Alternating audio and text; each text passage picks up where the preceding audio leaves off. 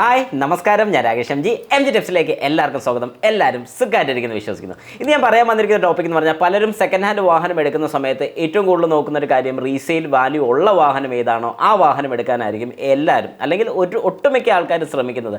എന്തുകൊണ്ടാണെന്ന് ചോദിച്ചു കഴിഞ്ഞാൽ, റീസെയിൽ വാല്യൂ ഉള്ള ഒരു വാഹനം എന്ന് പറഞ്ഞാൽ നാളെ ഒരു സമയത്ത് നമ്മൾ ആ വാഹനം എടുത്തു കഴിഞ്ഞ് തിരിച്ചു കൊടുക്കുമ്പോൾ നമുക്ക് ഏകദേശം അതിനടുത്ത് വില കിട്ടും. അപ്പോൾ ശരിക്കും പറഞ്ഞാൽ റീസെയിൽ വാല്യൂ ഇല്ലാത്ത വാഹനം ആരും എടുക്കത്തില്ലെന്നാണോ? ഒരു കാരണവശാലും അല്ല. കാരണം ഒരുപാട് പേര് വാഹനങ്ങൾ എടുക്കുന്ന സമയത്ത് പല കാര്യങ്ങളും മനസ്സ് വെച്ചാണ് എടുക്കുന്നത്. ഇപ്പം ഞാനൊരു വാഹനം എടുക്കുകയാണെങ്കിൽ ഞാൻ ചിലപ്പോൾ ഓർക്കുന്ന കാര്യം അതിൻ്റെ മൈലേജ് വേണം, വാഹനം അത്യാവശ്യം ചെറുതായിരിക്കണം, കോമ്പാക്ട് സൈസ് ആയിരിക്കണം, ഇങ്ങനെയൊക്കെ ഓരോരുത്തരുടെ മനസ്സിലുള്ള ആഗ്രഹമാണ്. എന്നാൽ ചിലർ ചിന്തിക്കും റീസെയിൽ വാല്യൂ അല്ല വേണ്ട, ആ വാഹനത്തിൻ്റെ ബ്രാൻഡ് ആയിരിക്കാം, അല്ലെങ്കിൽ ആ വാഹനത്തിൻ്റെ ഉപയോഗങ്ങൾ, അല്ലെങ്കിൽ ഉപയോഗം ഞാൻ ഉദ്ദേശിച്ച ആ വാഹനത്തിൻ്റെ ഗുണങ്ങൾ എന്തൊക്കെയാണ്, ഇതൊക്കെ മനസ്സിലാക്കി എടുക്കുന്ന ആൾക്കാരും കാണും. കാരണം എന്താണെന്ന് പറഞ്ഞു കഴിഞ്ഞാൽ, എല്ലാ വാഹനവും ഒരേ വാല്യൂ പോലെ നമുക്ക് പറയാൻ സാധിക്കത്തില്ല. ഇതിലിപ്പോൾ ഞാനൊരു ചെറിയൊരു എക്സാമ്പിൾ പറഞ്ഞുതരാം. നമുക്ക് പലപ്പോഴും അറിയാവുന്ന പോലെ ടാറ്റ എന്ന് പറയുന്നൊരു വാഹനം, ടാറ്റ ശരിക്കും പറഞ്ഞാൽ ഒരു റീസെയിൽ വാല്യൂ കൂടുതലുണ്ടോ എന്ന് ചോദിച്ചു കഴിഞ്ഞാൽ റീസെയിൽ വാല്യൂ അത്ര പറയത്തക്ക ഒരു വാഹനമല്ല, എന്നാൽ കുഴപ്പമില്ല, ഓക്കെ. പക്ഷേ ഞാൻ എൻ്റെ ഒരു മനസ്സിലൊരു സംശയം എല്ലാവരായിട്ടും ഷെയർ ചെയ്യാണ്. എത്രത്തോളം ശരിയാണ്, അല്ലെങ്കിൽ എത്ര പേര് ഇത് അക്സെപ്റ്റ് ചെയ്യുമെന്ന് എനിക്കറിയത്തില്ല.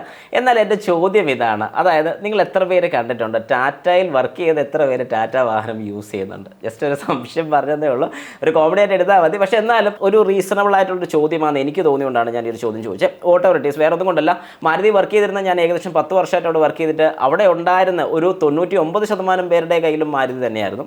ഓക്കെ, നമുക്കത് വിടാം. ഇനി റീസെയിൽ വാല്യൂയിലോട്ട് പോകാം. ശരിക്കും പറഞ്ഞാൽ റീസെയിൽ വാല്യൂ എന്താണെന്ന് ചോദിച്ചു കഴിഞ്ഞാൽ, നമ്മളൊരു വാഹനം എടുക്കുന്ന സമയത്ത്, അല്ലെങ്കിൽ നമ്മളൊരു വാഹനം പുതിയത് എടുക്കുകയാണെന്നുണ്ടെങ്കിൽ ആ പുതിയ എടുക്കുന്ന വാഹനത്തിന് എന്ത് വാല്യൂ നമുക്ക് കിട്ടും നമ്മൾ ആ വാഹനം കൊടുക്കുന്ന സമയത്ത്? ഇത് പലപ്പോഴും പലരും ചിന്തിക്കുന്ന കാര്യം തന്നെയാണ്. ഇപ്പം മാരുതിയുടെ കാര്യം പറയുകയാണെങ്കിൽ, ഞാൻ മാരുതിയിൽ ഉള്ളതുകൊണ്ട് പൊക്കി പറയുമൊന്നുമല്ല, മാരുതിയിൽ ഉണ്ടായിരുന്നതാണെന്ന് ഞാൻ എപ്പോഴും എടുത്ത് പറയും, കാരണം ഞാൻ അവിടെ നിർത്തിയായിരുന്നു.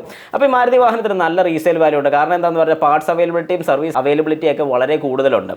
രണ്ടാമത്തെ കാര്യം നമ്മൾ നോക്കുകയാണെന്നുണ്ടെങ്കിൽ, നമുക്ക് മെയിനായിട്ട് കിട്ടുന്നൊരു കാര്യം എന്ന് പറഞ്ഞു കഴിഞ്ഞാൽ, നമുക്ക് എവിടെ വേണമെങ്കിലും അതിൻ്റെ സർവീസ് അവൈലബിൾ ആണ്. അതൊരു വലിയൊരു പോയിന്റ് തന്നെയാണ്. മൂന്നാമത്തെ കാര്യം നോക്കുകയാണെങ്കിൽ, നാളെ ഈ ഒരു വാഹനം ഞാൻ എടുത്തതിന് ശേഷം തിരിച്ചു കൊടുക്കുകയാണെങ്കിൽ ഏകദേശം അതിൻ്റെ അടുത്ത്, അതായത് ഞാൻ എടുത്തൊരു വാല്യൂ തന്നെ എനിക്ക് തിരിച്ച് കിട്ടുന്നുണ്ട്.